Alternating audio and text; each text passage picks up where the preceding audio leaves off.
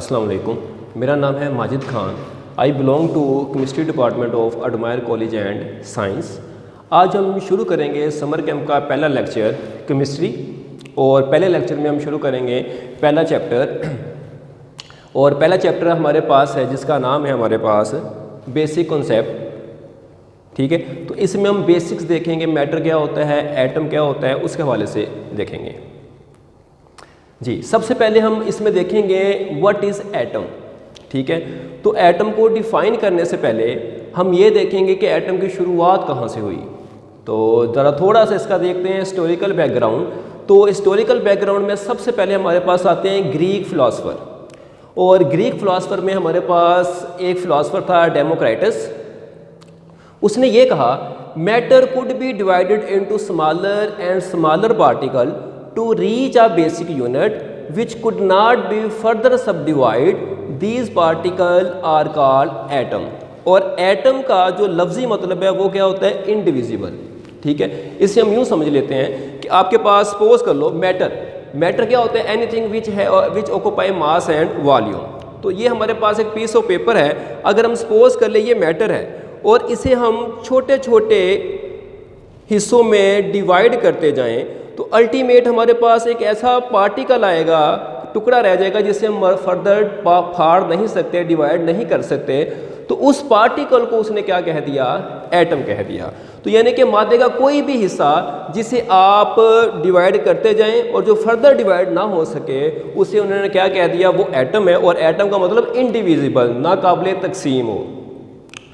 Greek philosopher के काम के अंदर एक ड्रॉबैक था, एक खामी थी। वो क्या था, idea of Greek philosopher were not based on experimental evidences. उन्होंने ये कॉन्सेप्ट दे दिया कि वो particle which is further not dividable वो क्या होगा, एटम होगा। लेकिन उनके idea of Greek philosopher were not based on experimental evidences, लेकिन इसके मुकाबले में इस चीज़ को प्रूव करने के लिए उन्होंने कोई भी एक्सपेरिमेंट नहीं किया था। 17th सेंचुरी, नेक्स्ट एरा हमारे पास आता है 17th सेंचुरी।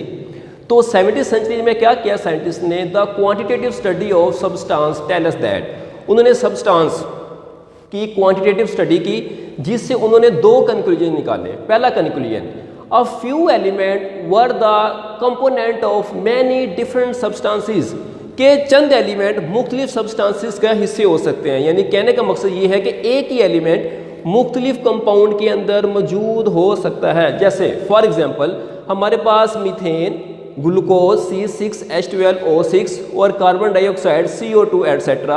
अगर आप इसमें नोट करो तो हमारे पास मीथेन के अंदर भी कार्बन है, ग्लूकोज के अंदर भी कार्बन है और कार्बन डाइऑक्साइड के अंदर भी कार्बन है। इट मीन्स एक ही एलिमेंट है कार्बन जो मुख्तलिफ कंपाउंड का हिस्सा हो सकते हैं।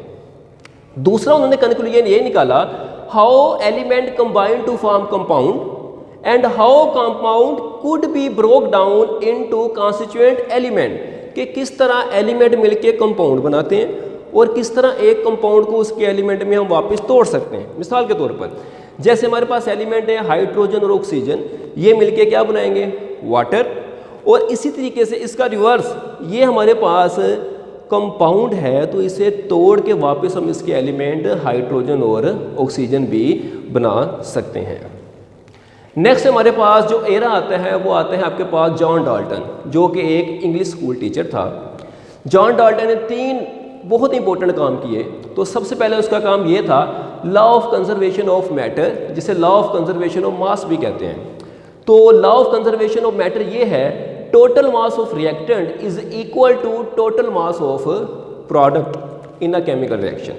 मिसाल के तौर पर कि एक रिएक्शन के अंदर जितना मास रिएक्टेंट का होगा उतना ही मास प्रोडक्ट का आएगा, कम या ज़्यादा नहीं होगा। ठीक है, फॉर एग्जांपल रिएक्शन है हमारे पास हाइड्रोजन ऑक्सीजन से मिलकर क्या बनाता है, वाटर। अब इसमें हाइड्रोजन और ऑक्सीजन का मास है 36 ग्राम, तो प्रोडक्ट का मास भी क्या होगा, 36 ग्राम ही होगा। ये नहीं होगा कि रिएक्टेंट का मास 36 ग्राम है तो प्रोडक्ट का कम या ज़्यादा हो जाएगा, नहीं। तो जितना मास रिएक्टेंट का होगा उतना मास ही प्रोडक्ट का आएगा। This is called law of conservation of matter. दूसरा लॉ है हमारे पास लॉ ऑफ डेफिनेट प्रोपोर्शन। ये आपके पास लॉ क्या है, a pure chemical compound always contain the same elements combined in the same ratio by weight, कि एक प्योर केमिकल कंपाउंड के अंदर एलिमेंट की जो रेशियो होगी बाय वेट वो हमेशा सेम रहेगी। मिसाल के तौर पर जैसे हमारे पास वाटर है, वाटर में दो एलिमेंट हैं हाइड्रोजन और ऑक्सीजन की, अगर इनकी वेट रेशियो लें तो हाइड्रोजन के मास 2 होगा, ऑक्सीजन का मास 16 होगा, और अगर हम इसकी सिंपलेस्ट फॉर्म लें तो 2 पे डिवाइड करेंगे तो ये 1 और ये 8। इसका मतलब ये है अगर आपके पास प्योर वाटर है और वो आप दुनिया के किसी भी हिस्से से लेते हो तो उसमें आपको हाइड्रोजन की रेशो, हाइड्रोजन और ऑक्सीजन की रेशो हमेशा क्या मिलेगी, 1:8 ही मिलेगी, इससे कम या ज़्यादा नहीं होगी। अगर इससे कम या ज़्यादा होगी इट मीन्स वो वाटर नहीं है, वो कोई और कंपाउंड है। तो प्योर वाटर में रेशो हमेशा 1:8 की ही रहेगी। और तीसरा जो उसने मोस्ट इंपॉर्टेंट काम किया वो दी उसने एटॉमिक थ्योरी, और इसका जो मेन पास्चुलेट है वो हम देखेंगे। All the matter composed of atom of different element which differ in their properties, कि कोई भी मैटर है वो मुख्तलिफ किस्म के एलिमेंट से मिलके बना होगा और वो हर एलिमेंट की प्रॉपर्टी दूसरे एलिमेंट से क्या होगी, डिफरेंट होगी। मिसाल के तौर पर मैंने 3 कंपाउंड की एग्जांपल ली है, water H2O NaCl, sodium chloride और BF3 बोरॉन ट्राइफ्लोराइड। अगर इसमें आप देखो तो वाटर के अंदर हमारे पास 2 डिफरेंट किस्म के एलिमेंट है, हाइड्रोजन ऑक्सीजन, NaCl में 2 डिफरेंट है, सोडियम और क्लोरीन, और BF3 में 2 डिफरेंट है, बोरॉन एंड फ्लोराइड। ठीक है, तो आज के लेक्चर में हमने 3 एराज पढ़े। सबसे पहले कौन सा पढ़ा हमने, ग्रीक फिलोसोफर, फिर उसके बाद हमने पढ़ा आपके पास 17वीं सेंचुरी, और फिर उसके बाद पढ़ा जॉन डाल्टन। अब उन्हीं से रिलेटेड हमने थोड़ी सी असाइनमेंट आपने करनी है, और उसमें कुछ शॉर्ट क्वेश्चन है जो आपने लेक्चर पढ़े हैं बड़े गौर से देखने हैं, और सब इन क्वेश्चंस के आंसर उसी में मौजूद हैं। तो आपने बड़े गौर से उन लेक्चर को देखने, रजिस्टर पे नोट करना है। तो पहला क्वेश्चन है, write down the main postulates of Dalton atomic theory, ये लास्ट अभी मैंने आपको पढ़ाया। दूसरा, what is the drawback of Greek philosopher work, तो ये सबसे पहले हमने पढ़ा उनके वर्क में क्या था। और तीसरा, define law of conservation of matter, और चौथा है define law of definite proportion. तो आपने इनके आंसर्स रजिस्टर के ऊपर लाजमी नोट करने हैं। Thank you.